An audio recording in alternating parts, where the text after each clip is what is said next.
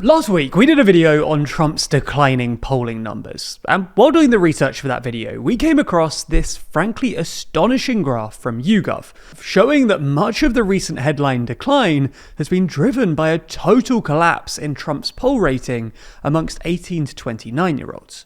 According to YouGov, while his support with other age cohorts has actually held up all right, Trump's net approval rating with 18 to 29-year-olds, that is the percentage of respondents saying they have a favourable opinion of him, minus the percentage saying they have an unfavourable one, has fallen precipitously, from slightly positive at the start of his term to about negative 40 today. So in this video, we thought we'd try our best to figure out why young voters have so comprehensively turned on Trump. And just a hint, it's not only Epstein.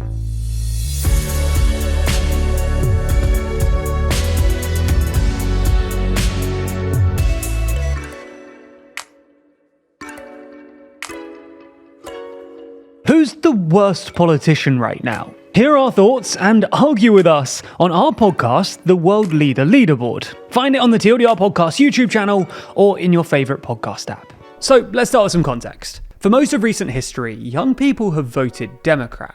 Under 30s went for the Democratic candidate at every presidential election between 2004 and 2020. And polling from as recently as April 2024 found that young voters were far more likely to identify as Democrats than Republicans.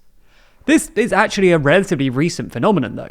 As recently as 1999, there was very little intergenerational variation in voting behaviour, with basically every age cohort split 50-50 between Democrats and Republicans. Nonetheless, this created a fair bit of optimism among Democrats, who observed that, if the trend continued, it would guarantee their electoral dominance for decades to come, and books like this one became bestsellers predicting a future of total Democrat dominance. Unfortunately for the Democrats though, Trump essentially reversed this trend. Between 2020 and 2024, 18 to 29-year-olds swung Republican by a mind-boggling 20 points, and Trump actually won with young men by a remarkable 13-point margin.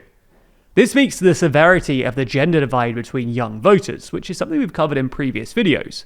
Because while men are generally about 10 points more Republican than women, this gap widens as voters get younger. And men under 25 are about 20 points more Republican than women under 25 are today. However, since he's been in office, Trump's approval rating with young people has collapsed. As well as that YouGov poll we mentioned in the intro, CBS polling has found something similar, with Trump's approval rating falling far faster with under 30s than any other age cohort. Interestingly, that polling found that Trump has seen the steepest declines with young men, who now have a similarly negative opinion on Trump to young women. So why is this? Why has Gen Z apparently turned on Trump? Well, as we see it, there are at least 5 reasons. The first is that young voters are essentially just anti-incumbent. They just don't like the status quo, and they're not that loyal to either of the main parties, as evidenced by the volatility of the young vote. Which means that unless the government drastically improves their lot, young voters are going to oppose the incumbent, whether they're Republican or Democrat. The second reason is Trump's hardline immigration politics. But when you break down Trump's approval by issue and age, it's clear that the issue where there's the biggest intergenerational split is immigration. According to the latest YouGov poll, Trump's net approval rating on his handling of the issue stands at an appalling negative 38 with 18 to 29-year-olds, but only negative 15 with 30 to 44-year-olds, and about positive 10 with over 45s. While this is in part because young people tend to be more liberal on immigration than older people, there didn't used to be such a big gap between age cohorts on this issue. And this widening could plausibly be a function of media diet. In other words, if you're a young person getting your news from X, you're more likely to see some pretty intense raw footage of ICE detentions. Whereas if you're an older person getting your news from Fox, the content you'll see has probably been a bit more curated. The third reason is the economy. Most voters disapprove of how Trump is handling the economy and inflation, but young people are particularly critical. This is essentially because younger voters are relatively poor, and much to the disappointment of young anti-establishment Trump voters, Trump has pursued some pretty traditionally Republican fiscal policies. His big beautiful bill, which is also super unpopular with young voters, essentially amounted to tax cuts for the rich and spending cuts for the poor. Younger, poorer voters have also been hit harder by inflation. While inflation hasn't skyrocketed in the way that many economists predicted under Trump, according to recent analysis by the Wall Street Journal, this is largely because more expensive items have been getting cheaper, while cheaper items have been skyrocketing in price. This phenomenon, known as cheapflation, means that poorer people, and therefore young people, face a far higher effective inflation rate because they spend more of their income on cheap things. CBS polling from last month found that about 60% of under 30s think that Trump's policies are making them worse off, while just 15% think that they're making them better off. This is a dramatic reversal from the start of Trump's term, when young voters were genuinely optimistic about Trump's economy. In January, for instance, 49% of under 30s said that they thought that Trump's policies would make them better off, while just 22% thought they'd make them worse off. The fourth reason is foreign policy.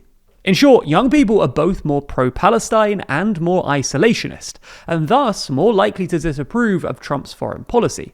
It's not just his support for Israel's war in Gaza, but also his apparent willingness to intervene in places like Iran, Yemen, and Somalia, and his failure to negotiate peace in Ukraine. Gallup polling from last month, for instance, found that Trump's net approval rating on his handling of foreign affairs sat at -43 for 18 to 34-year-olds, compared to -17 for 35 to 54-year-olds and evens for the over 55s, with younger voters being similarly critical of his handling of both Ukraine and the Middle East.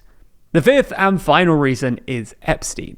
YouGov polling found that young people are both more likely to have an opinion about and also more likely to disapprove of Trump's handling of the Epstein case. Young people are also more likely to believe that Trump and Epstein were once close friends, that the government should release all Epstein-related documents, that the government is covering up evidence related to the case, and that Trump was involved in crimes committed by Epstein, with a sizable 57% of 18 to 29-year-olds saying that they think that Trump was involved in Epstein's crimes, compared to just 18% that don't. So those are the 5 reasons that young people are apparently turning on Trump. However, this doesn't necessarily benefit the Democrats, given that in marked contrast to the Obama years, young people have an appallingly lukewarm opinion on the Democrats at the moment, with their approval with under 30s sitting at a miserable 30%. And if you want to know more about this topic, then there's plenty of other outlets reporting on it too. Unfortunately though, every news source has its bias, and no matter how hard each of us try, we'll inevitably miss a story, or worse, only hear half of the story in the first place. And that's where our sponsor Ground News comes in. Ground News is a website and app that collects thousands of articles to help you better understand the world around you, pulling back the curtain on media bias. For example, this story about the EU-US trade deal has been covered by more than 864 sources. We know that more than 130 articles have been written by those on the left, while 112 come from outlets on the right. Every story also comes with a detailed view of the bias distribution, factuality scores, and even specific ownership information. But my favourite part of the app and website is the aptly named blind spot feed. It presents you with stories and articles that haven't been reported on one side of the aisle or the other. For example, if you lean right, you might have missed this story about the ongoing spat between South Park and the White House. When it comes to blind spots, it's not just about discovering different stories though. It's also about discovering just how political bias frames the stories themselves. Having a tool that helps you to spot this and helps you take action is a real game changer. It's no secret that here at TLDR News, we're constantly thankful for Ground News.